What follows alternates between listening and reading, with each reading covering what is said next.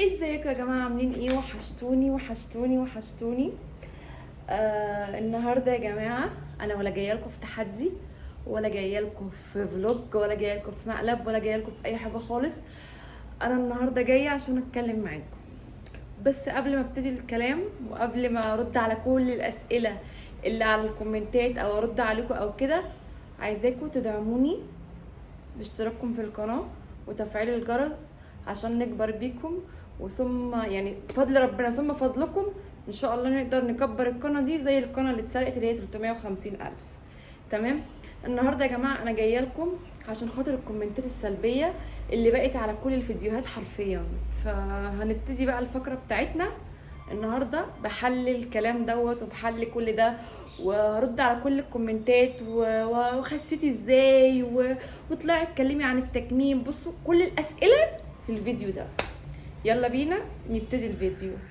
بصوا بقى يا جماعه، بالرغم ان في كومنتات سلبيه جامده جدا انا متقبلاها وعارفه وحاسه ان انتوا كمان يعني كنت حابين شكلي الاول قبل التكميم ومش حابين شكلي دلوقتي.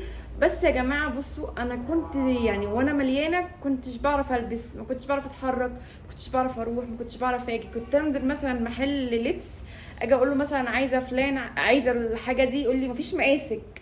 لا لا لا، الاحجام الكبيره دي مش موجوده. وانا كان سني لسه 24 سنة. كنت كام؟ 112 كيلو، وعديت ال 120 كيلو. ساعة ما كنت حامل في سليم كنت 125 كيلو. فأنا حالتي النفسية كانت صعبة. تمام. كنت بشوف الناس كلها يعني بتعرف تلبس، بتعرف تعيش حياتها، وأنا مش عارفة أعيش حياتي، وسني لسه صغير وجسمي وحش، وشكلي شكلي وشي كان حلو لكن جسمي ما كانش حلو. انا حاليا دلوقتي نص الكومنتات يا جماعه وشك اسمر، وشك خس قوي، كان شكلك الاول احسن، كان شكلك الاول مش عارفه. طب ماشي يا جماعه، ما هو بصوا طبيعا اللي وشي يسمر عشان خاطر انا كان وشي مليان جدا، وكل لما كنت بتخن كان وشي بيفتح. بس دي بشرتي مثلا اللي هي العاديه، او مثلا عشان الجلد مثلا قل فالجوده بتاعه البشره قلت. فيمكن مثلا الدنيا معايا مش احسن حاجه حاليا بسبب الامور الشخصيه وكده. بس انا عايزاكم تدعموني بايه؟ اللي انتوا مثلا بلاش كومنتات سلبيه، بلاش مثلا شكلك بقى وحش. عايزاكم تدعموني يا جماعه، يعني اعتبروني مثلا اختكم، اعتبروني مثلا حد منكم. يعني كل بيت انا باخد الفيديو مثلا بتاعي بيشتغل عنده، ادعمني بكومنت كويس. كملي يا زيزي، مالكيش دعوه بالكومنتات يا زيزي، عايزينك يا زيزي كملي، اعملي فيديوهات اكتر. انا والله العظيم انا دلوقتي يا جماعه حالتي النفسيه واموري دلوقتي مش احسن حاجه. تمام. انا كنت عندي قناه 300 الف، فهتلاقوها موجوده عائله زيزي كول، اتسرقت مني. فده ضغط عليا. الانستجرام، الفيسبوك، كل شغلي اتسرق.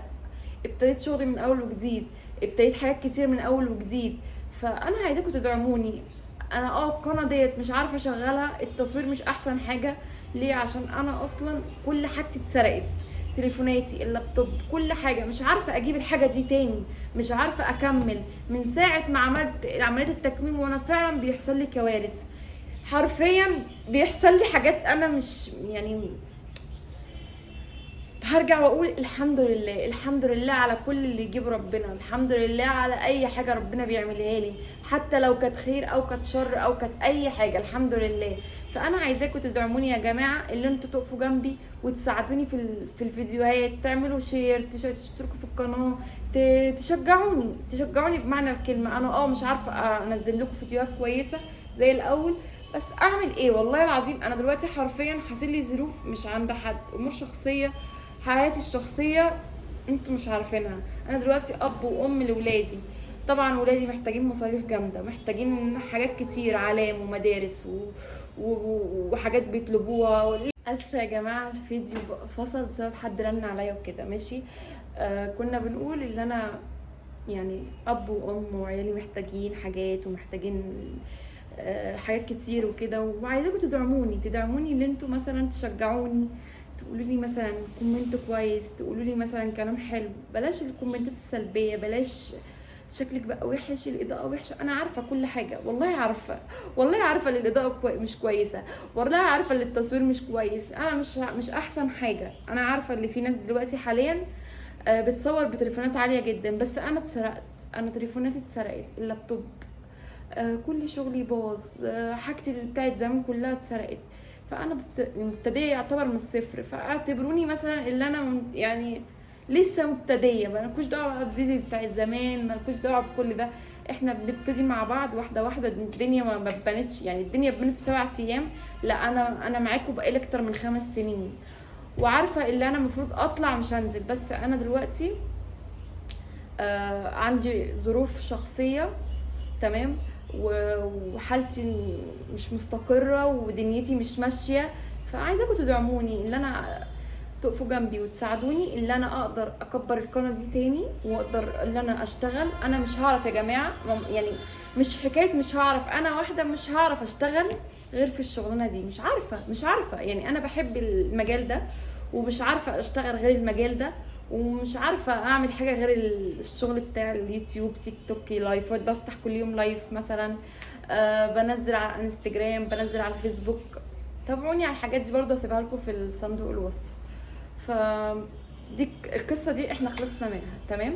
القصه التانية بقى، خسيت ازاي يا زيزي مع دكتور مين، وايه اللي حصل، وايه اللي جرى، وايه الفوائد، وايه العواقب وكده، تمام. انا كان وزني 112 كيلو، تمام، لما رحت للدكتور محمد تاج، تمام. هتلاقوا ناس كتير قوي عملت عنده نودي وليلي فؤاد والكلام ده، لما شفت الفيديوهات دي حبيت الفيديوهات وكده، فرحت عملت كده وكده، فهو قال لي العمليه هتتكلف 40,000 وانتي تحاليلك بتقول لازم تشيلي المراره، فقلت له تمام، المراره هتشيل بكام؟ قال لي ب5000، يبقى 45,000، وعلاج ب 3000 ونص، والتحاليل كانت عامله 1000 ونص، يعني الحوار كله اتكلف 50,000، تمام. فتمام، جوزي ساعدني في جزء، وساسو ساعدتني في جزء، وماما ساعدتني في جزء، وانا كان معايا جزء، فالمهم لمينا ليلتنا وكده، وعملت العمليه انا لغايه، انا بقالي سنه ونص حرفيا عاملاها، كنت فاكره لما اعمل العمليه اللي انا هبقى احسن حاجه وكده، جهد مفيش خالص، تمام، والحمد لله. شعري وقع، بشرتي باظت، شكلي بقى وحش زي ما انتوا بتقولوا، بصوا ترجيع مستمر لغايه وقتنا هذا، بقالي سنه ونص اللي اكله ارجعه، ولا عارفه اروح مطعم اصور فيه، ولا عارفه اروح اتعزم عند حد، بسبب اللي انا مثلا لو رحت عند حد وكلت برجع، ولو ما كلتش الناس بتزعل مني، دي الفوائد والعواقب. والعمليه مش مع كل الناس، يعني بعد الشر مثلا ممكن تموت حد وممكن ما تموتش حد، في ممكن معده يعني تستوعب العمليه، وفي معده ما تستوعبش، في مثلا ناس حبت الموضوع، وفي ناس ما حبتش، العمليه مش مع كل الناس كويسه، يعني نودي ديت رجعت لتخنها تاني بعد سنه بالظبط، ليلي فؤاد نفس يعني يعني وزنها زي ما هو، زي ما عملت العمليه، بعد عملت العمليه، في ناس العمليه كويسه جدا معاها، وفي ناس لا، في ناس حصل لها ارتجاع في المريء، وفي ناس لا، يعني ما بلاش يا جماعه مثلا تسالوا فلان العمليه حلوه، ما هو انا طبيعي مثلا ممكن اقول لك العمليه حلوه وتعمليها ويحصل لك يعني يعني تتضري من العمليه، ترجعي تدعي عليا، طب وليه؟ لا، اللي عايز يجرب، واللي مش عايز هو حر، بلاش تاخدوا مثلا نصايح من الناس، اللي عامل عمليه تكميم واللي مش عامل تعالى هفيدك مش عارفه ايه، انت بعد العمليه بتاكل مثلا معلقه رز، بعدها بشهرين معلقه ونص، بعدها 4 شهور، يعني انا دلوقتي حاليا مثلا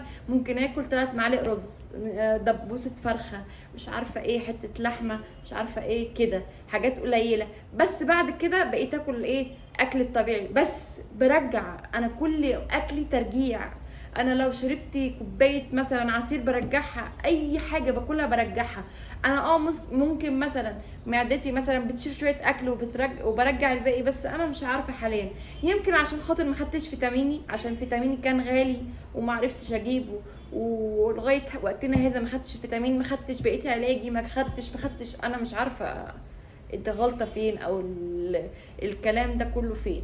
فانا حبيت برضو اقول لكم، انا وزني دلوقتي بقى 73 كيلو، تمام، زدت 3 كيلو يعني من شهر كنت 70، دلوقتي بقيت 73. بقيت زدت 3 كيلو بسبب ان انا بشرب مشروبات طاقه وكده. تمام. العمليه كويسه، بس معايا برجع وكده. ممكن تكون كويسه مع حد تاني، انا مش عارفه. جسمي دلوقتي بقى احسن حاجه. بشرتي بقت غامقه، شعري كله وقع، ما بقاش عندي شعر يعتبر. يعني نفسيتي النفسيه مش احسن حاجه بسبب الظروف اللي عندي، بس الحمد لله على كل حال. عايزاكم بس تشجعوني وبلاش كومنتات سلبيه. بجد انا الكومنتات السلبيه بقت تتعبني جامد، وبقيت اكره ان انا اصور. فبلاش كومنتات سلبيه. اقفوا جنبي يا جماعه، بقول لكم انا اب وام لاولادي حاليا، ومحتاجين حاجات مني كتير جدا. وسليم اكتر حد بيحتاج حاجات، مصاريفه تقيله، ودنيتي دلوقتي بقتش احسن حاجه. فانا بترجاكم اللي انتوا تقفوا جنبي وتساعدوني، واللي انا ارجع تاني زي الاول، واللي انا اقدر اكبر القناه دي. وانا معلش دوشتكم، الفيديو طول عليكم، بس انا حبيت ان انا اوصل لكم الصوره كامله. تمام. والفتره الجايه ان شاء الله هحاول اصور لكم اي فيديوهات على قد ما اقدر، عشان خاطر ما اقفش. وانا بحبكم قوي قوي قوي، وانتوا عيلتي التانية، وانتوا ظهري، واقفين في ظهري دايما. وانا والله العظيم يعني حقكم عليا بسبب الاضاءه بتاعت الفيديو. والله ما عارفه اجيب تليفون كويس. حقكم عليا بسبب اللي انا مش عارفه اصور فيديوهات كويسه. حقكم عليا اللي انا مثلا بصور لكم حاجات مثلا انتوا مش بتحبوها، او مثلا انا بحاول اصور على قد ما اقدر. بس انا والله العظيم بحبكم، وبحب اطلع اتفرج، يعني اتكلم معاكم، بحب اصور لكم فيديوهات كتير. والكلام لغايه هنا خلص. عايزاكم بقى تشتركوا في القناه وتشجعوني، وبلاش كومنتات سلبيه يا جماعه. اللي مش حاببني ما يتفرجش عليا، اللي حاببني يتفرج عليا. انا باخد الكومنتات كلها عادي. الكومنت السلبي عادي، بطور من نفسي. بس انا حاليا ظروفي حاليا مش احسن حاجه ان انا اطور من نفسي. تمام. انا بفتح لايفات كل يوم، عايزاكم تخشوا تنوروني. اللينك بتاع التيك توك بتاعي في صندوق الوصف، الفيسبوك، الانستجرام كبروه. الانستجرام بتاعي ضاع، القناه بتاعتي الكبيره ضاعت، الفيسبوك 250,000 ضاعوا، كل حاجه ضاعت. الحمد لله على كل حال. اهم حاجه انتوا في ظهري ومعايا. اشتركوا في القناه وفعلوا الجرس عشان يوصلكوا كل جديد. وانا بحبكم قوي قوي قوي. بس اهم شيء بلاش كومنتات سلبيه. ومع السلامه. بحبكم قوي. سلام يا احلى عيله في الدنيا.